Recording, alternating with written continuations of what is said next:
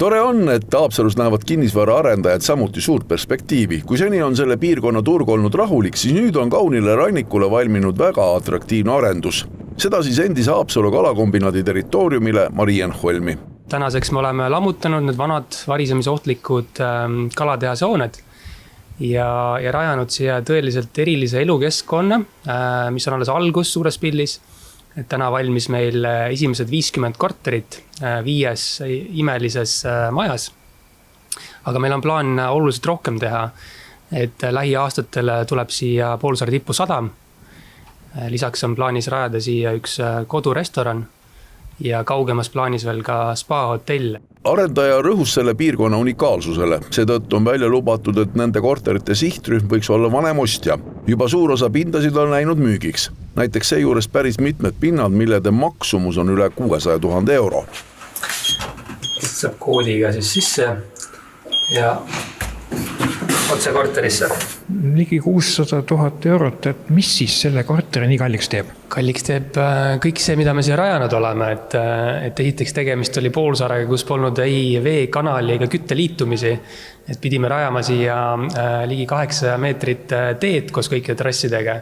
Siis me oleme panustanud päris palju nende maade arhitektuuri, et need maad oleks tõesti erilised, et Eesti mõttes on tegemist tipparhitektuuriga ja tippsiseviimistlusega. Kogu arendus on saanud kiidusõnu sõbraliku ja merele orienteeritud lahenduse eest.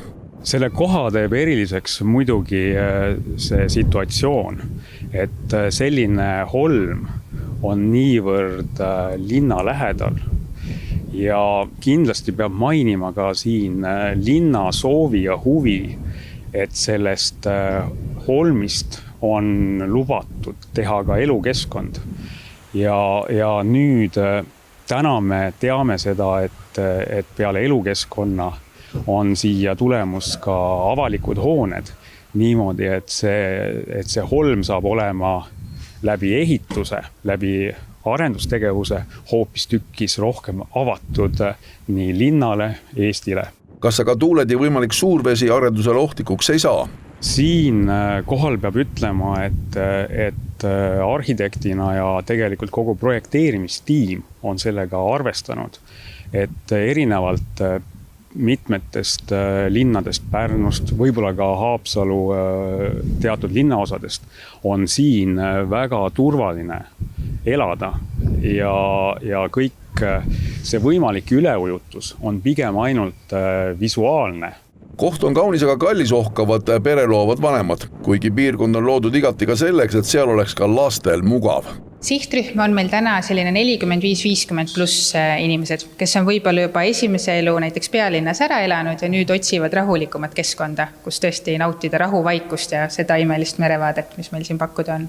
Tegemist on Läänemaa suurima kinnisvara investeeringuga viimase sajandi jooksul. Unikaalne projekt, mille maht on ligi 60 miljonit eurot.